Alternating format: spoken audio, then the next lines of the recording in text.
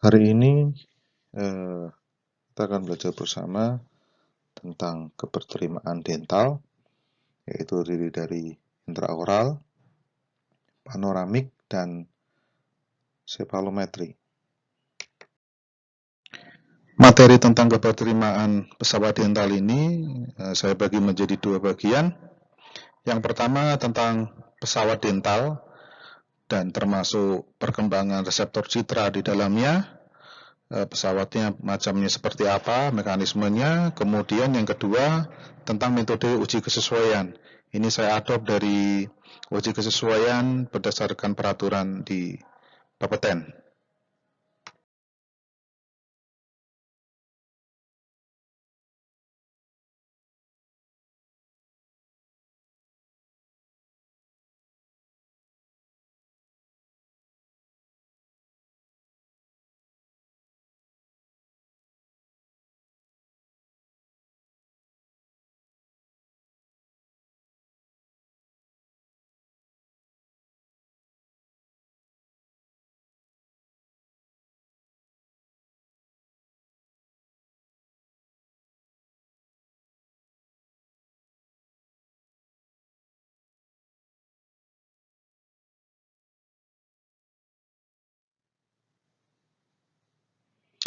Perkembangan reseptor citra dari panoramik sama seperti radiografi umum yang lain. Ini citranya yang sebelah kiri, ini gambar dari film screen untuk intraoral, kemudian ini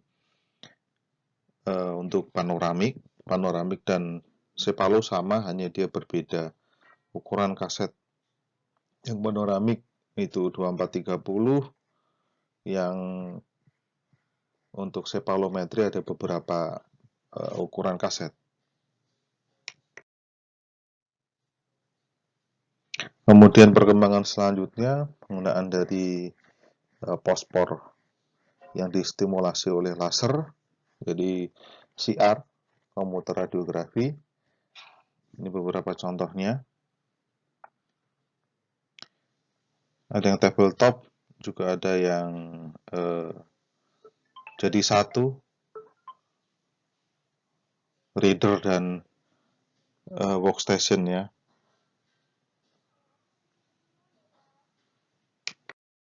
Perkembangan berikutnya setelah CR, komputer radiografi, itu menginjak ke digital reseptor. Pada intraoral, penggunaan CCD melalui fiber optic coupling. Kemudian untuk panoramik dan cepalo, penggunaan flat panel, CMOS. Jadi kalau yang ini itu dia modelnya scanning. Ya, modelnya scanning. Kemudian kalau ini dia single shoot gitu ya. Single shoot itu single shoot untuk cepalo. Jadi sekali secondnya pendek gitu. Kalau yang scanning dia secondnya agak lama. Jadi dari kiri ke kanan atau dari atas ke bawah. Berikut ini skema akuisisi dari panoramik. Jadi pada panoramik itu narrow beam gitu. Jadi dia nanti beamnya akan dilewatkan pada celah ini, slit panoramik namanya. Kemudian di belakangnya ada tempat kaset, dan kaset di dalamnya. Dan model akuisisinya dia nanti berputar. Jadi ketika ada beam, kemudian dia masuk sini, ini kasetnya berputar, masuk ke dalam, sementara cupnya berputar ke sini. Nah ini startnya dari sini. Ini start, kemudian dia bergerak, tube headnya bergerak ke belakang, terus berhenti di sini. Pada saat bersamaan start, image receptor juga berputar, dan ketika dia berputar seiringan dengan tube headnya, si kasetnya akan masuk pelan-pelan ke sini. Akan masuk, kemudian ini berputar. Nah, dia mendekati posisinya dia dekat dengan gigi bagian depan di sini. Kita masuk ke parameter uji. Saya ambilkan ini dari peraturan Bapeten tahun 2018, perubahan yang baru. Beberapa parameter uji, baik untuk dental intraoral maupun panoramik cepalo. Yang pertama adalah kolimasi berkas sinar X, kemudian generator dan tabung sinar X, itu meliputi ada akurasi tegangan, akurasi waktu, linearitas output, reprodusibilitas, ini ada 3, baik QV, waktu, maupun output. Kemudian pengukuran HVL, dan terakhir kebocoran shielding tabung. Sedangkan untuk dosis pasien tidak masuk ke metode OK lagi, tapi nanti akan sedikit disinggung di belakang.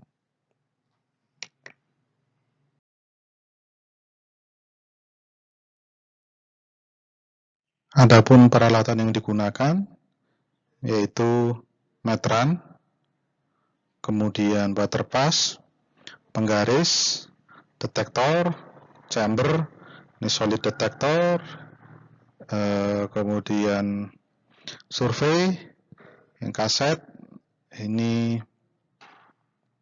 film screen, film yang tidak diekspos tapi diproses.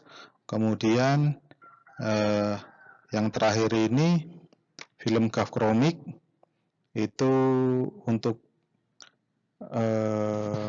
menandai di mana X-ray-nya nanti kita dapatkan. Jadi ini untuk uji kolimasi. Untuk parameter uji kolimasi untuk intraoral, yang pertama kolimasi dental intraoral. Adapun yang diuji adalah ukuran diameter maksimum dari berkas sinar X. Itu ketentuannya dia tidak boleh lebih atau sama dengan 6 cm, APM 7 cm. Kemudian untuk diameter maksimum ujung aplikator atau konus, itu dia tidak boleh lebih besar daripada dimensi berkas sinar X. Kemudian kita mengukur juga untuk panjang konus atau jarak fokus ke kulit pasien. Jadi kita cari titik fokusnya, kemudian baru kita ukur. Nah, itu ada dua kesesuaian, ada dua parameter ujinya. Untuk QV sama dengan 60, SSD-nya itu tidak boleh lebih, tidak kurang dari 10 cm. Kemudian yang untuk 60 QV ke atas itu tidak boleh kurang dari 20 atau sama dengan 20 cm. Metode uji untuk uji kolimasi intraoral, kita langsung tempatkan kaset, jadi menempel pada ujung konusnya.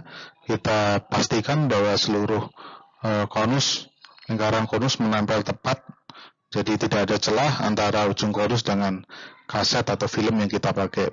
Kemudian ini ada contoh hasil berkas sinar X. Untuk yang ini nggak bisa kita pakai karena tidak bisa dievaluasi. Jadi masih ada beberapa penumbra di sini dilihat. Nah, yang bisa dievaluasi contohnya adalah seperti ini. Jadi ini kita bisa lihat dengan jelas ujung-ujung dari berkas sinar X. Jadi kita bisa ukur berapa diameternya.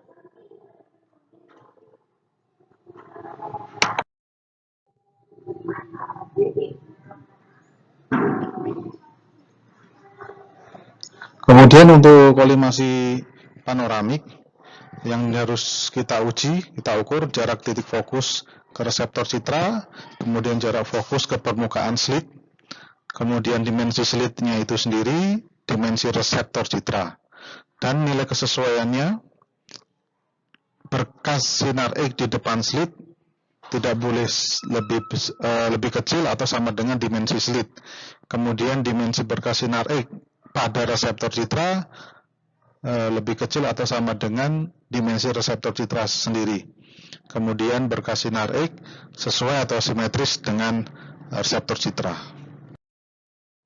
Berikut ini cara pengukuran beberapa jarak yang diperlukan untuk uji kolimasi panoramik. Yang pertama ini jarak fokus sampai dengan kaset. Kemudian jarak fokus sampai dengan permukaan slit. Dan berikutnya adalah kita mengukur berapa dimensi slit. Jadi berapa lebarnya dan berapa tingginya. Pada uji kolimasi panoramik, berkas sinar X yang kita ambil adalah berkas sinar X yang di depan slit. Jadi bukan merupakan berkas hasil dari kolimasi slit, tetapi berkas sinar X di depan slit. Jadi metode pertama kita bisa pakai kaset, kemudian kaset kita rekatkan di depan slit. Oke, seperti ini kita pakai selotip. Kemudian untuk memastikan apakah berkas itu jatuh tepat di depan slit, kita beri marker. Kita beri marker di sini. Kita beri marker, kita tempelin di depannya. Kemudian expose. Setelah expose, nah ini hasilnya. Jadi berkas sinar X itu dia termasuk narrow beam. Jadi inilah berkas sinar X di depan slit yang kita ambil. Metode berikutnya untuk mengambil berkas sinar X di depan slit, kita juga bisa pakai film dental intraoral.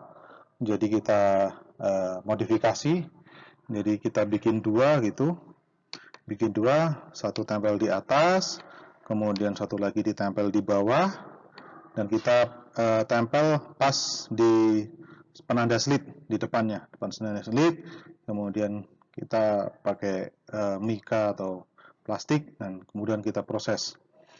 Metode berikutnya yang sekarang digunakan di CFMB, di lab UI, kita pakai film gafromik. Jadi kita pakai film gafromik, sebelum kita tempelkan dulu ke film X-ray yang tidak kita expose, film X-ray yang biru, film X-ray tidak kita expose. Kemudian pas di tengah-tengah slit ini, di tengah-tengah slit kita tempelkan masing-masing film gafromik. Di sini, di sini, di sini, dan di sini. Kemudian kita expose. Setelah expose, ini jadinya berkas sinar X di depan slit. Jadi film gafromik dia akan menghitam dengan sendirinya ketika dia berinteraksi dengan sinar X. Pada uji kolimasi Sepalo, beberapa hal yang perlu diperhatikan, yaitu kita mengukur jarak fokus ke permukaan pasien. Jadi ini permukaan pasien adalah mid sagittal plane, kemudian jarak fokus ke reseptor citra, kemudian dimensi berkas sinar X-nya sendiri yang terdapat di reseptor citra, baik di proyeksi PA maupun di proyeksi lateral. Adapun nilai kesesuaiannya, dimensi berkas sinar X harus kurang atau sama dengan dimensi reseptor citra. Kemudian berkas sinar X sesuai atau simetris dengan reseptor citra. Berikut ini skema pengukuran beberapa jarak di Sepalo. Jadi yang pertama ini pengukuran jarak fokus ke permukaan pasien. Jadi yang diukur di sini sampai dengan mid sagittal plane. Oke, mid sagittal plane. Jadi kalau di posisinya posisi lateral. Jadi posisi sepalo lateral. Kemudian ada penanda untuk fiksasi di sagittal. Nah, kita ukur dari fokus sampai fiksasi ini, sagittal plane-nya ini. Itu tidak boleh kurang atau sama dengan 150 cm. Kemudian berikutnya jarak fokus terhadap reseptor citra. Berikut ini metode untuk pengambilan citra sinar X pada reseptor. Biasanya kita tempatkan kaset di tempatnya, di holdernya seperti biasa di sini. Kita tempatkan kaset di sini. Tetapi apabila setelah kita expose ternyata kita tidak mendapatkan gambaran berkas sinar X yang utuh seperti ini, jadi tampak batas kiri, batas kanan, atas dan bawah, maka kita bisa melakukan modifikasi. Jadi kita tempatkan kaset di sini, Nah, kemudian kita ukur berapa jarak dari fokus ke kaset. Kemudian kita mengetahui juga jarak fokus sampai dengan tempat kaset yang seharusnya dengan sedikit koreksi jarak kita bisa tahu berapakah luas gambaran X-ray di sini.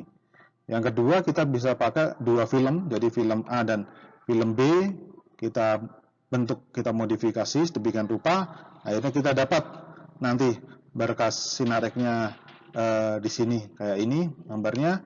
Kemudian nanti kita juga bisa koreksi, kita rekonstruksi lagi, baru kita ukur berapa luasan sinarik yang tampak pada reseptor citra. Berikutnya adalah pengukuran generator dan uji tabung sinarik. Yang pertama adalah akurasi tegangan atau KVP, jadi melihat seberapa akurat tegangan ukur dibanding dengan setting. Demikian juga akurasi waktu, kemudian linearitas output yang ketiga, kemudian yang keempat reproduksibilitas. Jadi kedapat ulangan nilai tegangan, second, dan output diulang 5 kali dan itu menghasilkan koefisien variasi kurang dari 0,005. Berikutnya yang kelima adalah pengukuran HVL, kualitas berkas. Berapa ketebalan filter, apakah dia kecukupan dari tebal filter. Kemudian yang keenam adalah kebocoran tabung. Berikut ini untuk metode uji generator dan tabung sinar X. Jadi penempatan detektor sama. Untuk uji akurasi QV, waktu, linearitas, repro, dan AVL sedikit berbeda.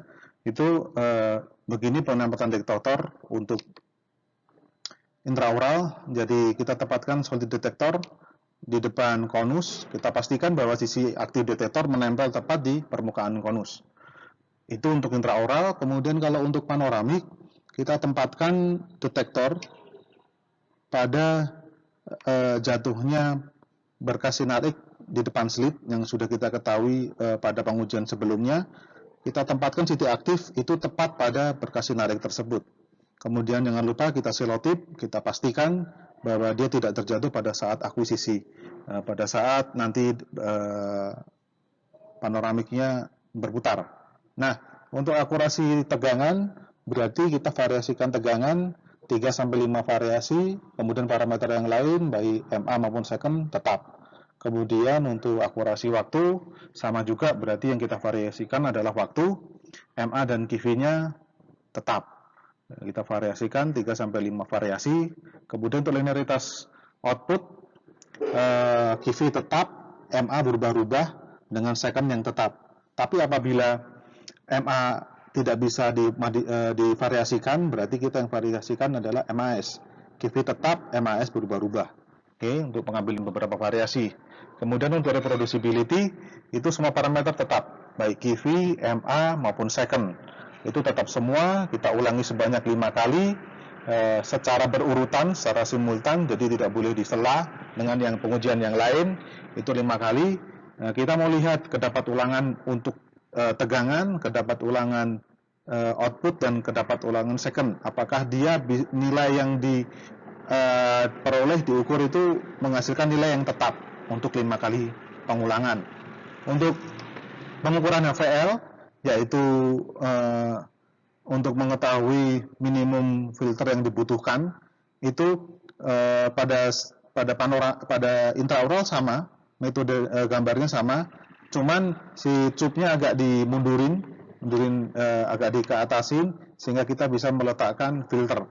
Nah, kalau di panoramik ini tetap, jadi solid tetap di sini, kemudian kita taruh filter di depan cup. Kemudian kita variasikan. Pertama kita ambil air kerma tanpa filter, kita cari nilai setengahnya, kemudian kita tambahkan filter sampai didapatkan nilai yang lebih kecil dari setengah dosis tanpa filter. Habis itu kita masukkan ke formulasi, kita dapat peroleh berapakah HVL yang dipunyai oleh pesawat tersebut. Untuk nilai lolos uji yang digunakan yaitu untuk akurasi tegangan, yaitu error maksimum tidak boleh lebih dari 5% atau sama dengan 5%. Untuk AAPM sendiri dia lebih longgar, 10%. Untuk informasi di TG 175 itu, untuk intraoral QV 60 kurang dari 60 tidak boleh digunakan karena dosisnya akan berlebih. Untuk akurasi waktu, error maksimum lebih longgar, jadi error maknya kurang atau sama dengan 10%. Linearitas output sama, kurang atau sama dengan 10%. Kemudian untuk reproduksibilitas, itu koefisien variasinya kurang atau sama dengan 0,05, baik untuk output, untuk QV, maupun untuk waktu penyinaran. Untuk nilai lolos uji pada HVL, ada beberapa nilai, jadi disesuaikan dengan QV atau tegangan yang kita pakai. Untuk tegangan 60 itu tidak boleh kurang dari 1,5, 70 juga tidak, minimal adalah 1,5, 71, 2,1, 80 minimal sama dengan 2,3, dan untuk 90 itu 2,5. Oke, nah ini formulasi yang kita bisa gunakan untuk pengukuran HVL, di mana T1 itu tebal pada dosis sebelum setengah atau D1, kemudian T2 adalah tebal filter pada D2. D2 ini dosis yang lebih kecil daripada setengah dosis tanpa filter. D0 adalah dosis awal tanpa filter. Untuk kebocoran tabung, berikut ini metodenya. Jadi kita setting QV tertinggi atau QV yang tinggi dengan tetap memperhatikan rating tube supaya beban tabung tidak berlebihan. Kemudian kita setting MA secukupnya atau klinis, dan jangan lupa untuk memperhatikan second. Second minimal adalah berapa respon minimum respon dari detektor yang kita gunakan, surveimeter. Jadi untuk Bapeten memberikan nilai acuan itu 0,5 second. Jadi itu minimal second yang kita pakai untuk pengukuran kebocoran, supaya surveimeter menangkap benar-benar berapa laju dosis di sekitar tabung. Kemudian kita pasang PB di depan kolimator, kita tutup PB. Di samping kita tutup kolimator secara manual, biasanya di dental intraoral maupun di panoramik tidak ada setting kolimator, jadi kita tutup dengan PB setebal 3 mm. Kemudian kita ukur masing-masing di titik 1 meter arah anoda, katoda, depan, belakang, dan bagian atas. Itu kita ukur masing-masing titik tersebut dengan parameter yang sudah ada. Ketika kita sudah mendapatkan semua nilainya, kemudian kita masukkan ke formulasi berikut. Jadi ini laju paparan di laju dosis di sekitar tabung, kemudian kita input QV max dibagi QV set pangkat 2, MA continue dibagi MA set, kemudian kita kalikan, kita bagi dengan 1000 untuk masuk di miligri per jam. Kalau kita nggak dapatkan settingan MA continue, kita nggak tahu, kita bisa pakai duty cycle. Jadi ini pilihan, apakah kita mau pakai MA continue atau kita pakai duty cycle. Duty cycle itu dalam 1 jam berapa eksposi yang bisa dilakukan. Nah, misal 1 banding 13 berarti nanti 1/13 di sini. Jadi dibagi oleh duty cycle.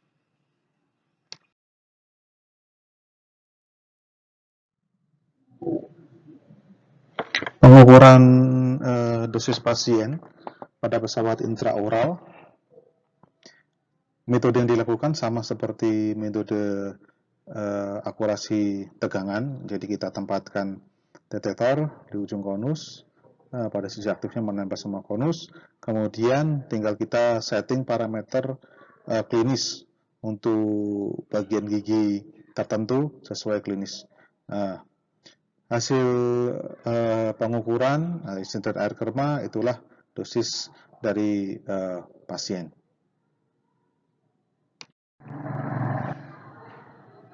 Untuk informasi dosis pasien pada panoramik dan Cepalo, itu besaran yang kita pakai adalah DAP, dose area produk, satuannya milikri senti kuadrat.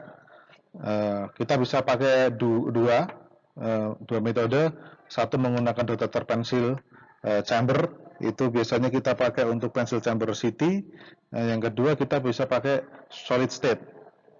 Kalau kita menggunakan pensil chamber, maka pensil chamber kita tempatkan di depan slit. Kita pastikan bahwa sisi aktif detektor itu di tengah-tengah slit. Kita expose menggunakan parameter klinis, kemudian hasil eksposi kita dapatkan air kerma. Kita pakai hasil ukuran berkas sinar X di depan slit yang kita dapatkan pada uji kolimasi. Kemudian kita ukur berapa tinggi slit berkas sinar X di depan slit itu dikalikan dengan air kerma, jadinya DLP, dose length product. Kemudian apabila kita kalikan dengan panjang aktif detektor, kita dapatkan dose area product. Untuk solid state sama kita tempatkan juga di sini kayak seperti uji akurasi KIVI. Kemudian air kerma yang kita dapatkan kali lebar slit dan tinggi slit berkas sinar X di depan slit, itu menjadi dose area product. Hal yang sama kita juga pakai di Cepalo. Kalau di Cepalo single shoot, berarti kalau kita pakai solid state, jadinya kita tinggal kalikan berapa luas lapangan berkas sinar X yang ada di citra. Kalikan tinggi, kalikan lebar, itulah dose DAP, dose area product untuk Cepalo.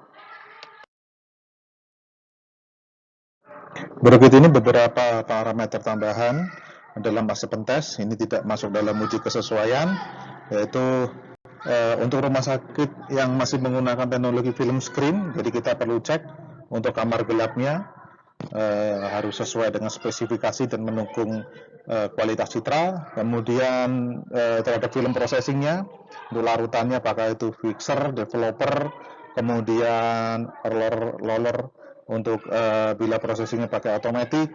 Kemudian untuk rumah sakit yang menggunakan CR, itu akan dibahas lebih lanjut di QC CRTR. Kemudian diperlukan lagi juga untuk keamanan lingkungan, yaitu untuk paparan. Jadi diperlukan pengukuran survei paparan di lingkungan sekitar radiologi.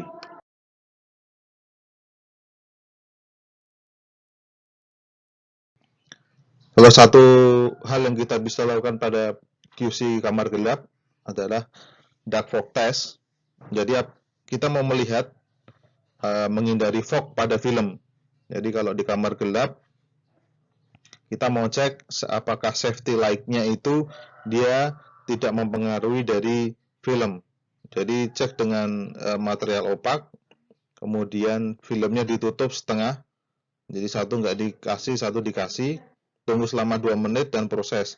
Nah, kalau opak batas opak material tadi itu kelihatan, berarti safety light-nya tidak bagus. Maksudnya safety light-nya dia tidak aman untuk film yang kita pakai. Oke. Kemudian yang kedua bisa daylight loader fog test. Ini sama seperti kamar gelap tapi dia dalam kondisi terang.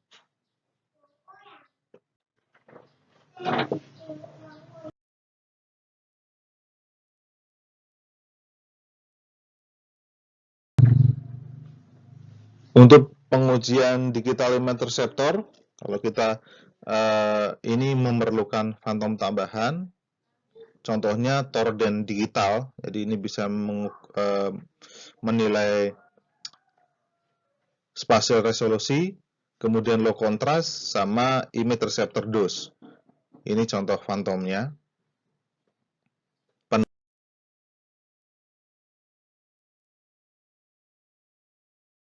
Penempatannya seperti berikut.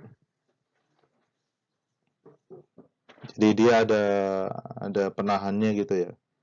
Ada tempatnya, kita setting seperti ini, kemudian expose, klinisnya berapa. Nah, ini terlihat resolusi spasial, kemudian ini kontras. Jadi kita bisa ukur, kemudian itu bisa dijadikan baseline pada waktu